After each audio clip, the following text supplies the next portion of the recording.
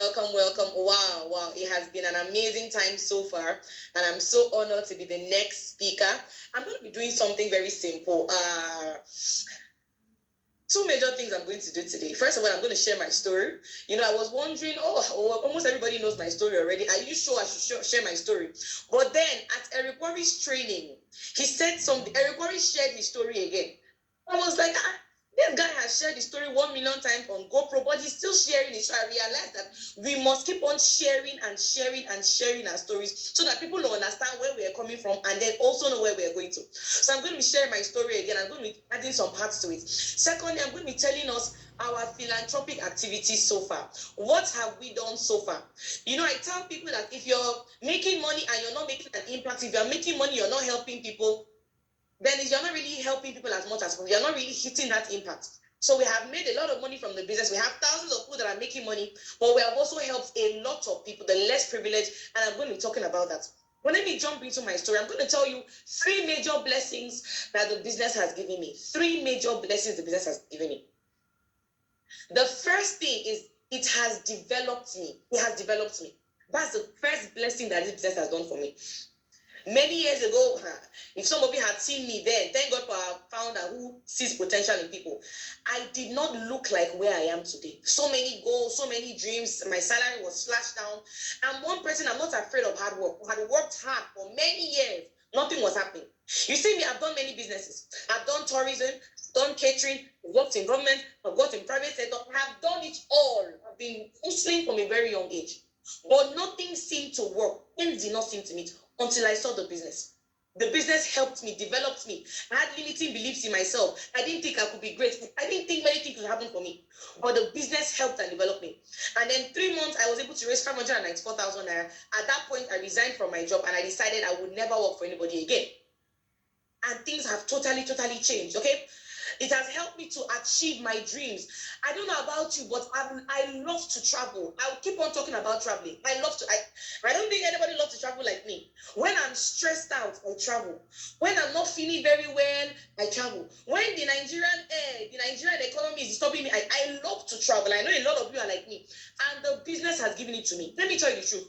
If I had worked in UN, if I had worked in the best banks, because I have friends that work in all these places, I wouldn't have been able to do this. If I had stayed in my other businesses, I would not have been able to do this. I've been able to travel on 1,000,001 vacations. So many things that the business has done for me. But the number one thing is changing me, moving me from poverty, from stress, from lack. When it's time for me to parent, I'm thinking, I'm having headache, I'm scared, I'm having hypertension. But the business has taken all that away, made me start living a soft life. I don't want a case where, for the Gen Zs in the house, I don't want a case where you will walk, you go explain tire, no evidence. I don't want that. But in business, you work hard, you can travel, you work hard, you can buy cars, you can do a lot of things. Like I told you, when I'm stressed, I travel, right? This year, said the election was really stressful and all that, and then the economy and all that. I was so stressed. I said, you know what do I do now that I'm stressed? Let me travel. Traveled. That's how I heal my stress. And if you stay in this business long enough, you can heal your stress through traveling. The business can provide that for you. Another thing that the business has done for me is the ability to help those around me, to help my family. I've done a lot of things, but I'll just talk about the two people who brought me into the world. I'm Yoruba, like you obviously know. And one thing that Yoruba people do is that they spend most of their monies on education. My parents spent most of their money on education, sending us to the best schools because that's what they knew. But then I came out and realized that both education was no longer the key to success. They've changed the padlock. So I was depressed. I was sad. What do I do? But because of this C2 energy business, I've been able to help my parents. The things that they couldn't do for themselves because they were sending us to schools, I've been able to do it for them. Bought my mom a car during the COVID lockdown, and I also bought my dad a car. That same year, 2 cars in 1 year because of this business. What will I have done? I'm 31. I'm one of the few people that like to say their age. Why? Because you hide your age when you are not proud of what you have achieved. You're just 31 years old, and I've done all these things because of this business. It can happen for you two guys as well. If you're here, you're listening to me, you made a part payment 2, 3, 4 years ago, this month or last month, and you are still contemplating, pick up, you better make your payments now and complete it so you can join the moving train. But when I took this car to my father's office, his colleagues were saying, in this economy, how are you able to do it? What is going on? And I said, it is the La Buena Vida business that did it for me. So that's the second thing. Helping to, first one is elevating me from poverty, helping me to enjoy myself, living the baby girl life. The second thing is the ability to help my parents, those around me, my society, my community up was rent. Oh my goodness. When it is time for rent, everybody's mood has changed. Everybody's heart is beating. I thought that landlords were the most wicked people in the world. I thought landlords were wicked and demonic people. What are they always stressing me, stressing my parents? What's going on? But through the La Buena Vida business, before the age of 30, I got my first house at the age of 29, 28, 20, I think 29. That was when I got my first house. At the age of 29. How many people in their 20s can do that? This one, I showed you guys a lot of time. This is actually my second. This is not even my first one. Second, 4-bedroom apartment in the heart of Abuja. Second house. I'm not even going to talk about the other ones that I have done. Because of this business. What will I have done? Where will I have gone? Oh, if you're joking with this, if you're still joking with this business, I don't even know the word. I don't have whatever to tell you because lives are being changed because of this. So that's the second thing that has done for me. The ability to impact lives, change things. But my biggest blessing from this business, my biggest blessing is not the cars I have bought. It's not the houses I have bought. It's not the vacations. It's not helping my parents. My biggest blessing from this business is what?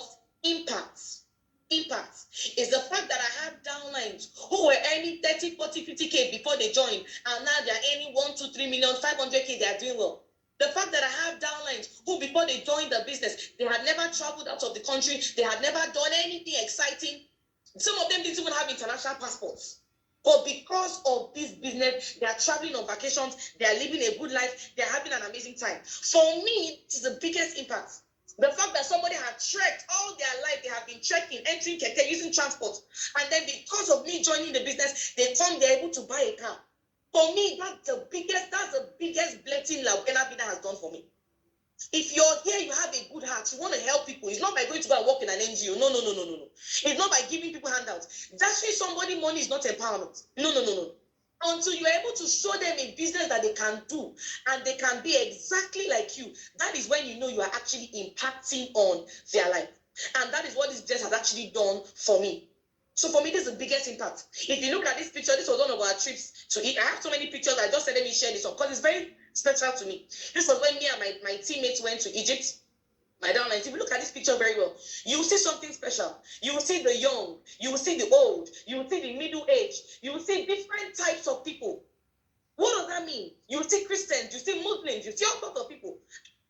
Why is that? Because our business is no respecter of person. Whether you're a Christian, you're a Muslim, you're a jihad, you are whatever, whoever you are, you come in, we accommodate you and we run. Whether you're young, in front, some of the people in front are retired. Whether you're young, you're old, you're middle age, you can make it. Don't let anybody lie to you. Some of these people that came qualified for this trip in just a few months. Some people will tell you, it's only those that come on time. That is a show of ignorance. If you just started the business this year, you can become successful. It doesn't matter when you started. So for me, this is the biggest impact that I have achieved, helping people live the good life. Are we following? So let me go to the second thing I was called to do here because of time. And that is tell you about our philanthropic activities. But first of all, let me read the mission and vision so you understand where we are going to. Okay, what is the mission? To raise 50,000 monthly millionaires in the connected economy and usher in the next generation world changers. What is the vision? Listen to me, please. I want us to all read it together wherever we are. To raise a financially free people who will in turn raise other financially free people who will collectively use their resources and affect the world positively. To raise a financially free people, because you cannot help people if you're not financially free. You cannot pay people's school fees if you're not financially free. Who will in turn help other financially free people who collectively use their resources and affect the world positively. And that is what we have been able to do because of this business. So what are some of the philanthropic activities that we have done? I'm going to just talk about, we've done a lot of things. I'm just going to touch on a few of them, God helping me. The first thing we started with was the Feed the Family Project. We have season 1, season 2, season 3, and all the rest of it. Feed the Family Project. And what did we do? Very simple.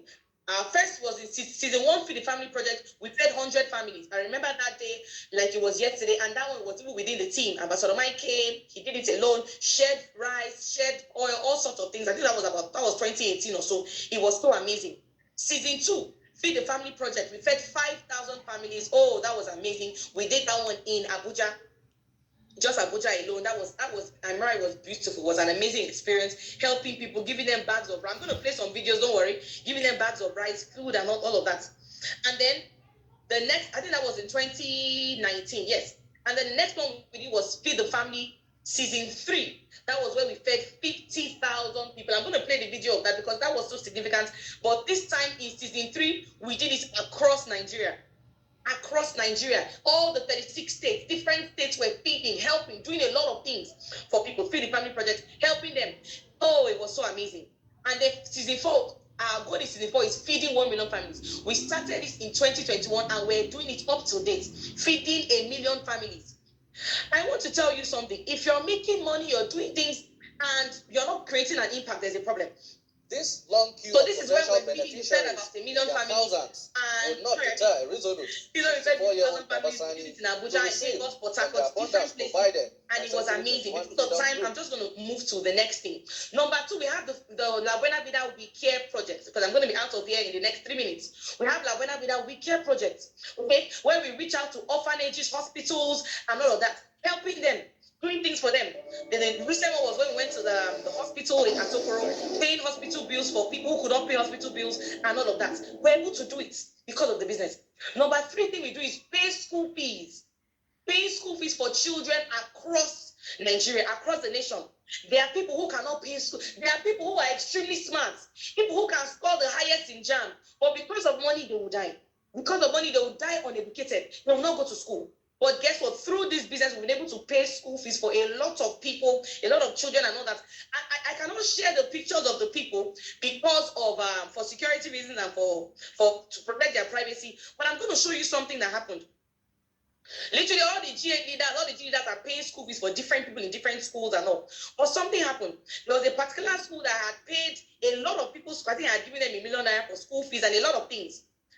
And they were so impressed with what I did that they actually in the school, they actually created a classroom in my name. Can you imagine this? They created a classroom in my name. Why? Because of the impact. All the G leaders are helping people pay school fees. All the G leaders, the leaders are doing in all sorts of places. These are the philanthropic activities we're done. The final one we're going to do is what we call the what? Fuel palliative. The fuel palliative. It is starting tomorrow, 29th of August. We're going to do it tomorrow, 29th of August, and on the 30th of August, 2023. What are we doing? Giving fuel, going to different filling stations, helping people, transporters, giving them fuel and all the rest of it. Guess what? Many NGOs have not done this. Some government agencies have not even done this, but we are doing it, and you are part of it. I'm going to hand over to the next person, but guess what? Ambassador Michael Coley, the founder and president of C2NFG, is going to be coming very soon to share with us, talk about this fuel palliative bomb, talk about where we are going to. I beg you, please, nothing should make you leave this meeting until we are done, because I'm seated in my office here waiting for Ambassador Michael to come and address us. It's going to be amazing. It's going to be awesome. So make sure you stay here till the end. Do not go anywhere, okay? Thank you very much. So I'm going to hand over to